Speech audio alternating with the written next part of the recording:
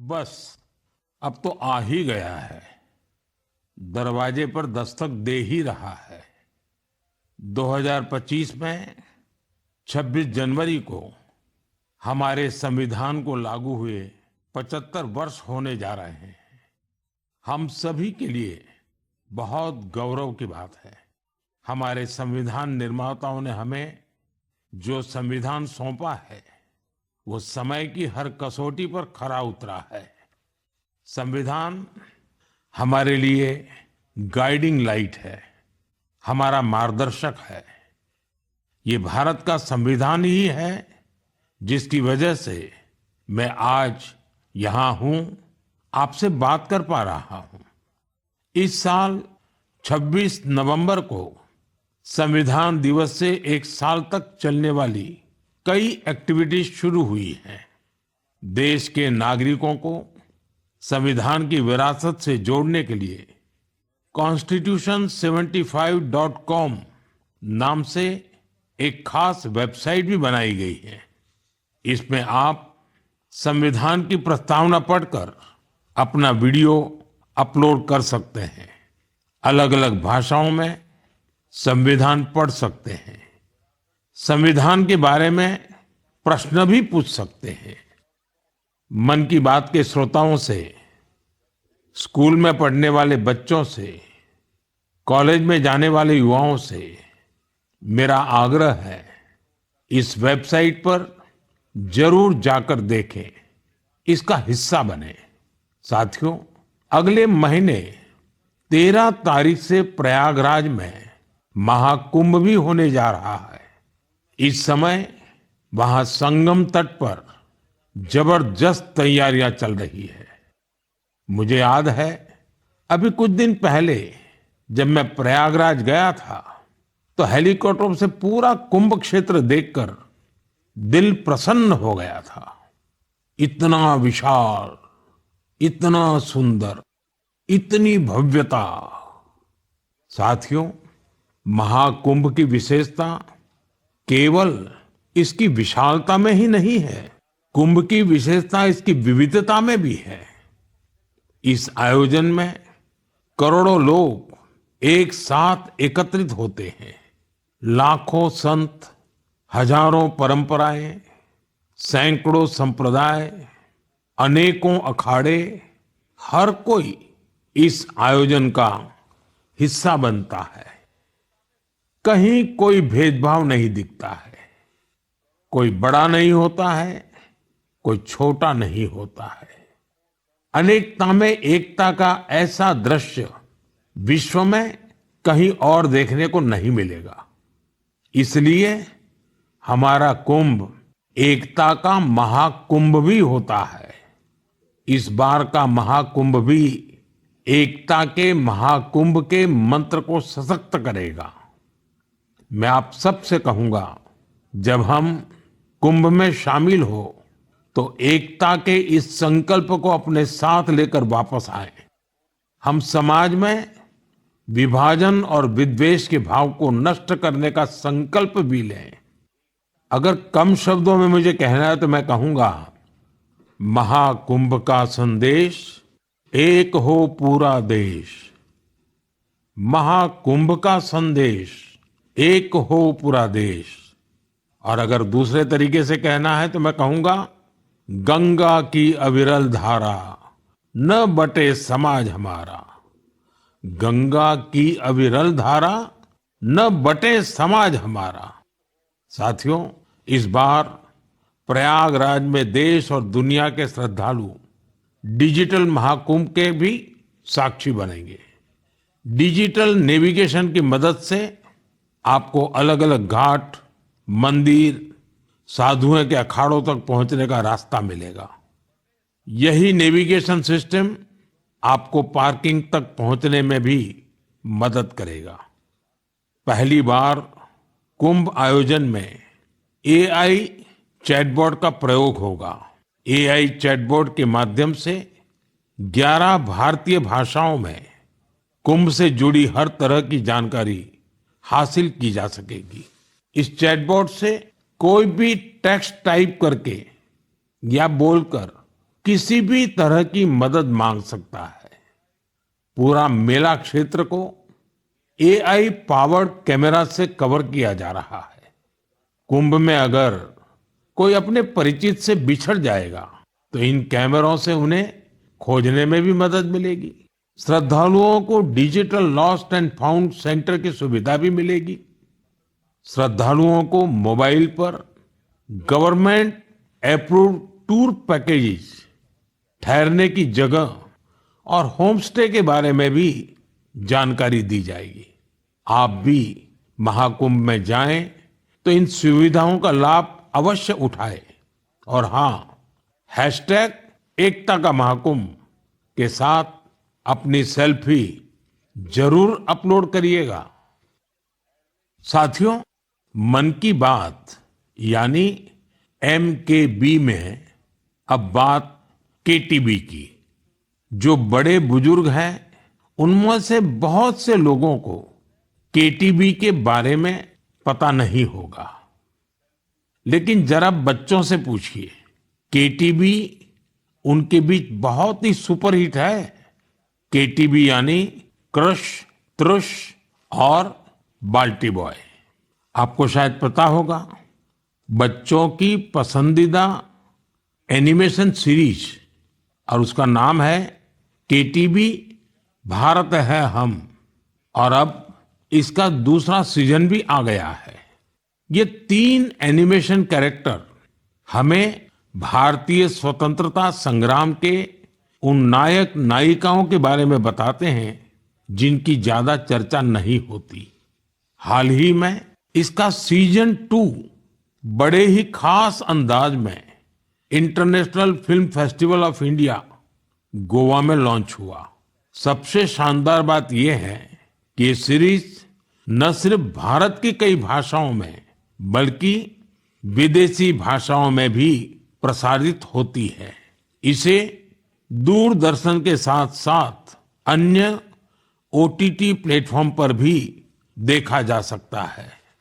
साथियों, हमारी एनिमेशन फिल्मों की, रेगुलर फिल्मों की, टीवी सीरियल्स की पॉपुलैरिटी दिखाती है कि भारत की क्रिएटिव इंडस्ट्री में कितनी क्षमता है।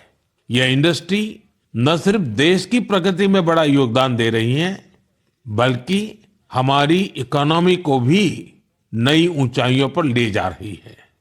हमारी फिल्म एंड एंटरटेनमेंट इंडस्ट्री बहुत विशाल है। देश की कितनी ही भाषाओं में फिल्में बनती हैं, क्रिएटिव कंटेंट बनता है। मैं अपनी फिल्म और एंटरटेनमेंट इंडस्ट्री को इसलिए भी बधाई देता हूं क्योंकि उसने एक भारत श्रेष्ठ भारत के भाव को सशक्त किया है। साथियों, वर्ष 2024 में हम फिल्म जगत की कई महान हस्तियों की 100वीं जयंती मना रहे हैं। इन विभूतियों ने भारतीय सिनेमा को विश्व स्तर पर पहचान दिलाई।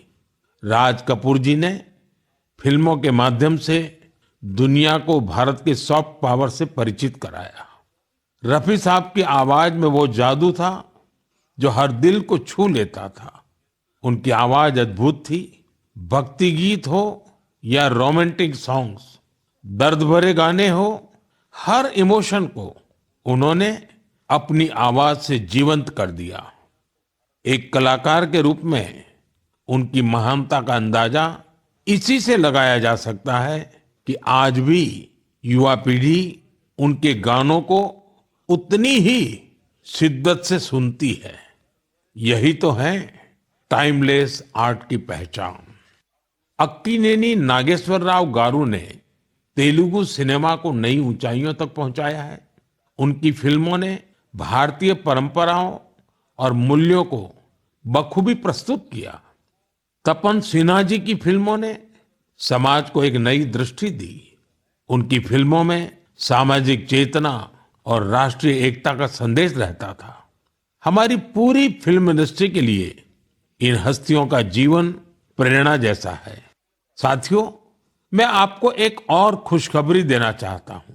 भारत की क्रिएटिव टैलेंट को दुनिया के सामने रखने का एक बहुत बड़ा अवसर आ रहा है। अगले साल हमारे देश में पहली बार world audio visual entertainment summit यानी वेव समिट का आयोजन होने वाला है। आप सभी ने दावोस के बारे में सुना होगा, जहां दुनिया के अर्थ जगत के महारथी जुटते हैं। उसी तरह वेव समिट में दुनिया भर के मीडिया और एंटरटेनमेंट इंडस्ट्री के दिग्गज क्रिएटिव वर्ल्ड के लोग भारत आएंगे। यह समिट भारत को ग्लोबल कंटेंट क्रिएशन का हब बनाने की दिशा में एक महत्वपूर्ण कदम है। मुझे यह बताते हुए गर्व हो रहा है, इस समिट की तैयारी में हमारे देश के यंग क्रिएटर्स भी पूरे जोश से जुड़ रहे हैं। जब हम $5 ट्रिलियन इकोनॉमी की ओर बढ़ रहे हैं, तब हमारी क्रिएटर इकोनॉमी एक नई एनर्जी ला रही है। मैं भारत की पूरी एंटरटेनमेंट और क्रिएटिव इंडस्ट्री से आग्रह करूंगा, चाहे आप यंग क्रिएटर हो या एस्टैब्लिश्ड आर्टिस्ट, बॉलीवुड से जुड़े हो या रीजनल सिनेमा से, टीवी इंडस्ट्री के प्रोफेशनल हो या एनिमेशन के एक्सपर्ट, गेमिंग से जुड़े हो या एंटरटेनमेंट टेक्नोलॉजी के इनोवेटर, आप सभी वेव समिट का हिस्सा बने। मेरे प्यारे देशवासियों, आप सभी जानते हैं कि भारतीय संस्कृति का प्रकाश आज कैसे दुनिया के कोने कोने में फैल रहा है। आज मैं आपको 3 महाद्वीपों से ऐसे प्रयासों के बारे में बताऊंगा जो हमारी सांस्कृतिक विरासत के वैश्विक विस्तार की गवाह है। ये सभी एक दूसरे से मीलों दूर हैं, लेकिन भारत को जानने और हमारी संस्कृति से सीखने की उनकी ललक एक जैसी है। साथियों, पेंटिंग्स का संसार जितना रंगों से भरा होता है, उतना ही खूबसूरत होता है। आप में से जो लोग टीवी के माध्यम से मन की बात से जुड़े हैं, वे अभी कुछ पेंटिंग्स टीवी पर देख भी सकते हैं। इन पेंटिंग्स में हमारे देवी देवता, नृत्य की कलाएं और महान विभूतियों को देखकर आपको बहुत अच्छा लगेगा। इनमें आपको भारत में पाए जाने वाले जीव जंतुओं से लेकर और भी बहुत कुछ देखने को मिलेगा। इनमें ताजमहल की एक शानदार पेंटिंग भी शामिल है, जिसे 13 साल की एक बच्ची ने बनाया है। आपको ये जानकर हैरानी होगी कि इस दिव्यांग बच्ची ने अपने मुंह से इस पेंटिंग को तैयार किया है। सबसे दिलचस्प बात यह है कि इन पेंटिंग्स को बनाने वाले भारत के नहीं, बल्कि इजिप्ट के स्टूडेंट्स हैं, वहां के विद्यार्थी हैं। कुछ ही हफ्ते पहले इजिप्ट के करीब 23,000 स्टूडेंट्स ने एक पेंटिंग प्रतियोगिता में हिस्सा लिया था। वहां उन्हें भारत की संस्कृति और दोनों देशों के ऐतिहासिक संबंधों को बताने वाली पेंटिंग तैयार करनी थी। मैं इस प्रतियोगिता में हिस्सा लेने वाले सभी युवाओं की सराहना करता हूं। उनकी क्रिएटिविटी की जितनी भी प्रशंसा की जाए वो कम है। साथियों, दक्षिण अमेरिका का एक देश है पराग्वे। वहां रहने वाले भारतीयों की संख्या 1,000 से ज्यादा नहीं होगी। पराग्वे में एक अद्भुत प्रयास हो रहा है। वहां भारतीय दूतावास में Erica Huber free Ayurveda consultation देती है। आयुर्वेद की सलाह लेने के लिए आज उनके पास स्थानीय लोग भी बड़ी संख्या में पहुंच रहे हैं। एरिका ह्यूबर ने भले ही इंजीनियरिंग की पढ़ाई की हो, लेकिन उनका मन तो आयुर्वेद में ही बसता है। उन्होंने आयुर्वेद से जुड़े कोर्सेज किए थे और समय के साथ वे इसमें पारंगत होती चली गई। साथियों, ये हमारे लिए बहुत गर्व की बात है कि दुनिया की सबसे प्राचीन भाषा तमिल है और हर हिंदुस्तानी को इसका गर्व है। दुनिया भर के देशों में इसे सीखने वालों की संख्या लगातार बढ़ रही है। पिछले महीने के आखिर में फिजी में भारत सरकार के सहयोग से तमिल टीचिंग प्रोग्राम शुरू हुआ। बीते 80 वर्षों में यह पहला अवसर है जब फिजी में तमिल के ट्रेन टीचर्स इस भाषा को सिखा रहे हैं।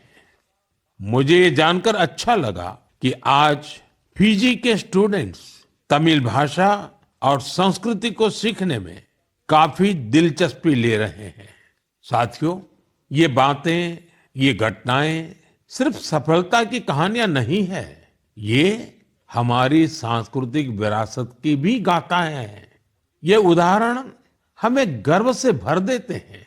आर्ट से आयुर्वेद तक और लैंग्वेज से लेकर म्यूजिक तक भारत में इतना कुछ है जो दुनिया में छा रहा है।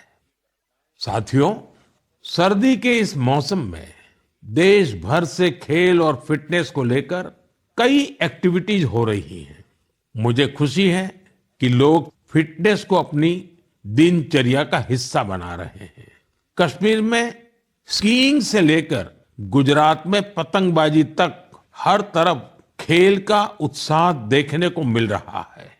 संडे ऑन साइकिल और साइकिलिंग ट्यूसडे जैसे अभियानों से साइकिलिंग को बढ़ावा मिल रहा है।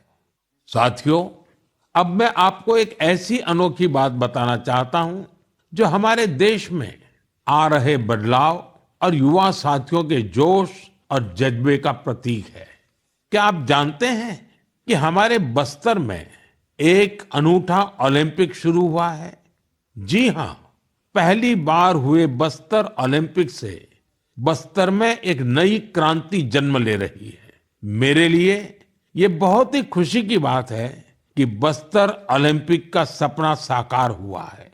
आपको भी ये जानकर अच्छा लगेगा कि यह उस क्षेत्र में हो रहा है जो कभी माओवादी हिंसा का गवाह रहा है।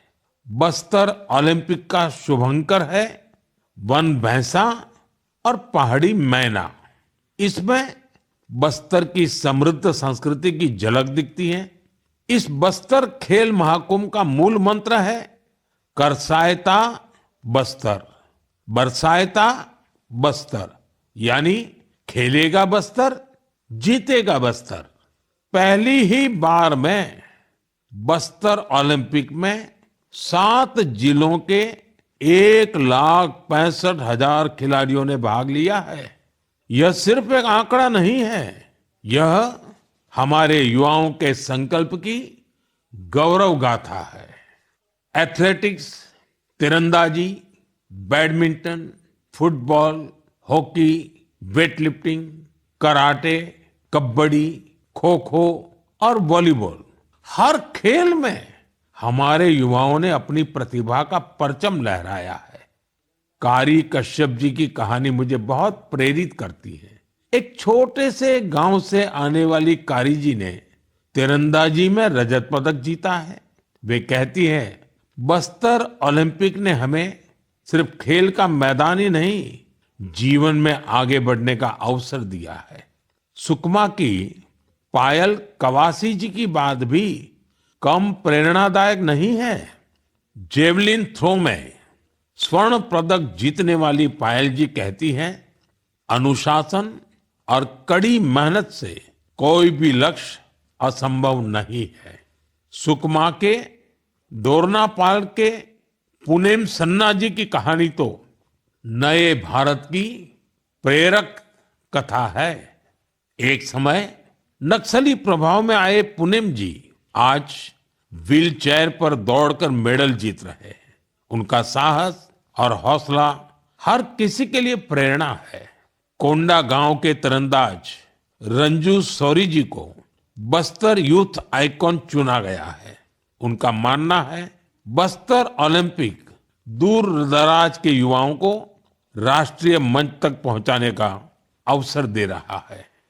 साथियों, बस्तर ओलंपिक केवल एक खेल आयोजन नहीं है, यह एक ऐसा मंच है जहां विकास और खेल का संगम हो रहा है, जहां हमारे युवा अपनी प्रतिभा को निखार रहे हैं और एक नए भारत का निर्माण कर रहे हैं। मैं आप सभी से आग्रह करता हूं, अपने क्षेत्र में ऐसे खेल आयोजनों को प्रोत्साहित करें। हैशटैग खेलेगा भारत जीतेगा भारत के साथ अपने क्षेत्र की खेल प्रतिभाओं की कहानियां साझा करें। स्थानीय खेल प्रतिभाओं को आगे बढ़ने का अवसर दें। याद रखिए, खेल से न केवल शारीरिक विकास होता है, बल्कि ये स्पोर्ट्समैन स्पिरिट से समाज को जोड़ने का भी एक सशक्त माध्यम है। तो खूब खेलिए, खूब खेलिए। मेरे प्यारे देशवासियों, भारत की दो बड़ी उपलब्धियां आज विश्व का ध्यान आकर्षित कर रही हैं। इन्हें सुनकर आपको भी गर्व महसूस होगा। ये दोनों सफलताएं स्वास्थ्य के क्षेत्र में मिली हैं। पहली उपलब्धि मिली है मलेरिया से लड़ाई में। मलेरिया की बीमारी 4000 वर्षों से मानवता के लिए एक बड़ी चुनौती रही है। आजादी के समय भी यह हमारी सबसे बड़ी स्वास्थ्य चुनौतियों में से एक थी। 1 महीने से लेकर 5 साल तक के बच्चों की जान लेने वाली सभी संक्रामक बीमारियों में मलेरिया का तीसरा स्थान है। आज मैं संतोष से कह सकता हूं कि देशवासियों ने मिलकर इस चुनौती का दृढ़ता से मुकाबला किया है। विश्व स्वास्थ्य संगठन WHO की रिपोर्ट कहती है, भारत में 2015 से 2023 के बीच मलेरिया के मामलों और इससे होने वाली मौतों में 80% की कमी आई है। यह कोई छोटी उपलब्धि नहीं है।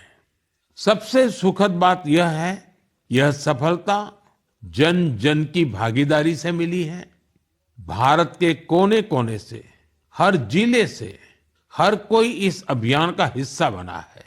असम में जोरहाट के चाय बागानों में मलेरिया 4 साल पहले तक लोगों की चिंता की एक बड़ी वजह बना हुआ था, लेकिन जब इसके उन्मूलन के लिए चाय बागान में रहने वाले एकजुट हुए तो इसमें काफी हद तक सफलता मिलने लगी।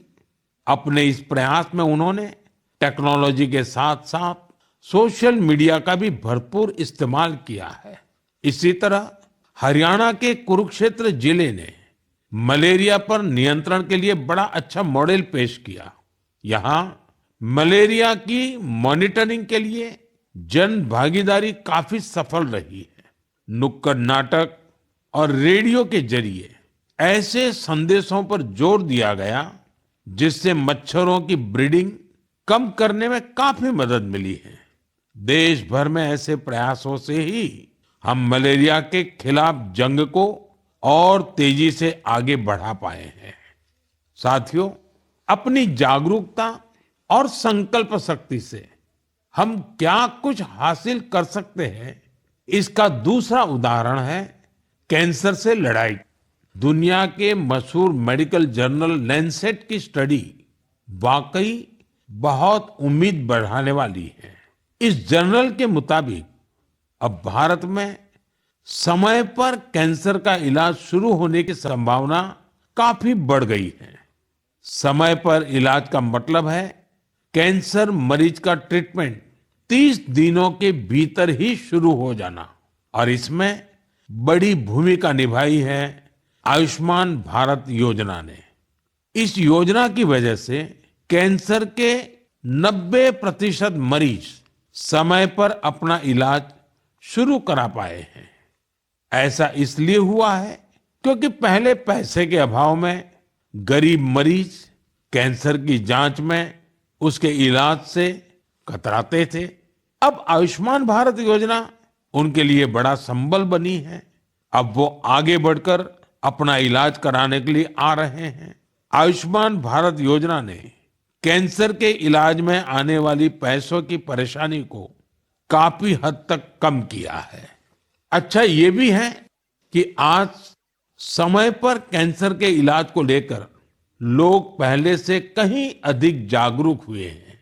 यह उपलब्धि जितनी हमारे हेल्थ केयर सिस्टम की है, डॉक्टरों, नर्सों और टेक्निकल स्टाफ की है, उतनी ही आप सभी मेरे नागरिक भाई बहनों की भी है। सबके प्रयास से कैंसर को हराने का संकल्प और मजबूत हुआ है। इस सफलता का क्रेडिट उन सभी को जाता है जिन्होंने जागरूकता फैलाने में अपना अहम योगदान दिया है। कैंसर से मुकाबले के लिए एक ही मंत्र है, अवेयरनेस, एक्शन और एश्योरेंस। अवेयरनेस यानी कैंसर और इसके लक्षणों के प्रति जागरूकता, एक्शन यानी समय पर जांच और इलाज, एश्योरेंस यानी मरीजों के लिए हर मदद उपलब्ध होने का विश्वास। आइए हम सब मिलकर कैंसर के खिलाफ इस लड़ाई को तेजी से आगे ले जाएं और ज्यादा से ज्यादा मरीजों की मदद करें। मेरे प्यारे देशवासियों, आज मैं आपको उड़ीसा के कालाहांडी के एक ऐसे प्रयास की बात बताना चाहता हूं जो कम पानी और कम संसाधनों के बावजूद सफलता की नई गाथा लिख रहा है। यह है कालाहांडी की सब्जी क्रांति। जहां कभी किसान पलायन करने को मजबूर थे, वहीं आज कालाहांडी का गोला मुंडा ब्लॉक एक वेजिटेबल हब बन गया है। यह परिवर्तन कैसे आया? इसकी शुरुआत सिर्फ 10 किसानों के एक छोटे से समूह से हुई। इस समूह ने मिलकर एक एफपीओ किसान उत्पाद संघ की स्थापना की, खेती में आधुनिक तकनीक का इस्तेमाल शुरू किया और आज उनका ये एफपीओ करोड़ों का कारोबार कर रहा है। आज 200 से अधिक किसान इस एफपीओ से जुड़े हैं, जिनमें 45 महिला किसान भी हैं। ये लोग मिलकर 200 एकड़ में टमाटर की खेती कर रहे हैं, 150 एकड़ में करेले का उत्पादन कर रहे हैं। अब इस एफपीओ का सालाना टर्नओवर भी बढ़कर 1.5 करोड़ से ज्यादा हो गया है। आज कालाहांडी की सब्जियां न केवल ओडिशा के विभिन्न जिलों में बल्कि दूसरे राज्यों में भी पहुंच रही है और वहां का किसान अब आलू और प्याज की खेती की नई तकनीकें सीख रहा है। साथियों, कालाहांडी की यह सफलता हमें सिखाती और सामूहिक प्रयास से क्या नहीं किया जा सकता। मैं आप सभी से आग्रह करता हूं, अपने क्षेत्र में एफपीओ को प्रोत्साहित करें, किसान उत्पादक संगठनों से जुड़ें और उन्हें मजबूत बनाएं। याद रखिए, छोटी शुरुआत से भी बड़े परिवर्तन संभव है। हमें बस दृढ़ संकल्प और टीम भावना की जरूरत है। साथियों, आज की मन की बात में हमने सुना कि कैसे हमारा भारत विविधता में एकता के साथ आगे बढ़ रहा है। चाहे वो खेल का मैदान हो या विज्ञान का क्षेत्र, स्वास्थ्य हो या शिक्षा, हर क्षेत्र में भारत नई ऊंचाइयों को छू रहा है। हमने एक परिवार की तरह मिलकर हर चुनौती का सामना किया और नई सफलताएं हासिल की। 2014 से शुरू हुए मन की बात के 116 एपिसोड में मैंने देखा है कि मन की बात देश की सामूहिक शक्ति का एक जीवंत दस्तावेज बन गया है। आप सभी ने इस कार्यक्रम को अपनाया, अपना बनाया। हर महीने आपने अपने विचारों और प्रयासों को साझा किया। कभी किसी यंग इनोवेटर के आइडिया ने प्रभावित किया, तो कभी किसी बेटी की अचीवमेंट ने गौरवान्वित किया। यह आप सभी की भागीदारी है जो देश के कोने कोने से पॉजिटिव एनर्जी को एक साथ लाती है। मन की बात इसी पॉजिटिव एनर्जी के एम्प्लीफिकेशन का मंच बन गया है। और अब 2025 दस्तक दे रहा है। आने वाले साल में मन की बात के माध्यम से हम और भी इंस्पायरिंग प्रयासों को साझा करेंगे। मुझे विश्वास है कि देशवासियों की पॉजिटिव सोच और इनोवेशन की भावना से भारत नई ऊंचाइयों को छुएगा। आप अपने आसपास के यूनिक प्रयासों को हैशटैग मन की बात के साथ शेयर करते रहिए। मैं जानता हूं कि अगले साल की हर मन की बात में हमारे पास एक दूसरे से साझा करने के लिए बहुत कुछ होगा। आप सभी को 2025 की ढेर सारी शुभकामनाएं। स्वस्थ रहें, खुश रहें। फिट इंडिया मूवमेंट में आप भी जुड़ जाइए, खुद को भी फिट रखिए, जीवन में प्रगति करते रहें। बहुत बहुत धन्यवाद। तो बड़ी खबर आपको बता दें, बड़ी जानकारी इस बीच मन की बात कार्यक्रम में पीएम मोदी ने संबोधित किया है और संविधान लागू होने के 75 साल पूरे, इसका जिक्र प्रधानमंत्री ने किया। संविधान हमारा मार्गदर्शन करता है, महाकुंभ का संदेश, एक हो पूरा देश, गंगा की अविरल धारा, ना बटे देश हमारा, ये नारा यहां पर दिया गया। विविधता में महाकुंभ की विशेषता।